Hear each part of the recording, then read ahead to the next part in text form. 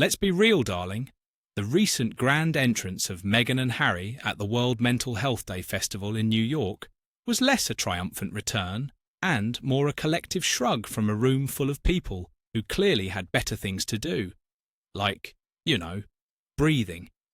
Fresh off their self-awarded Humanitarians of the Year trophy, you'd think the heavens would part.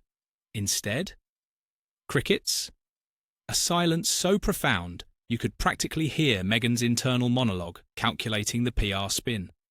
One poor soul dared to glance up from their phone, only to quickly realise their coffee cup was far more engaging. Honestly, this is a couple whose entire brand relies on turning a trip to the corner store into a humanitarian crisis.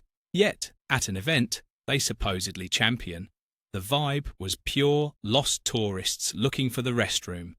And this is where the comedy hits.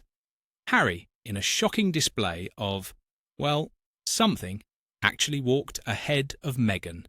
Imagine the horror! How did she manage to maintain her regal posture without the usual hand-clasping, "We're so in love" charade?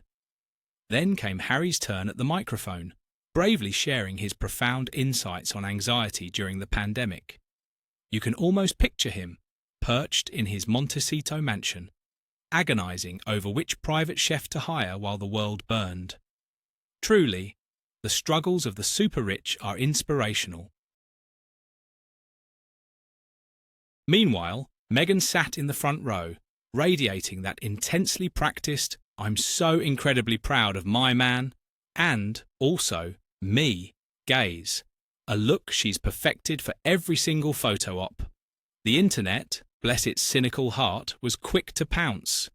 Was Meghan secretly orchestrating the no applause rule to appear humble?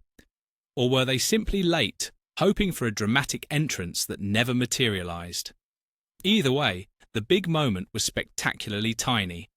Then came Meghan's talk, where she, obviously, steered a panel about children's digital media into a riveting discussion about herself. Classic. She waxed poetic about parents turning grief into advocacy, mumbled vague references to partnerships and data, none of which she presented naturally, and managed to squeeze in a humble brag about her casual chat with Katie Couric. It was like watching a motivational poster in a dentist's waiting room trying to give a TED talk. But wait, there's more! The absolute cherry on this cake of cringe? Harry's profound mental health musings dropped just one day after Catherine, the actual Princess of Wales, the one with credibility and actual research, published a thoughtful essay on digital disconnection.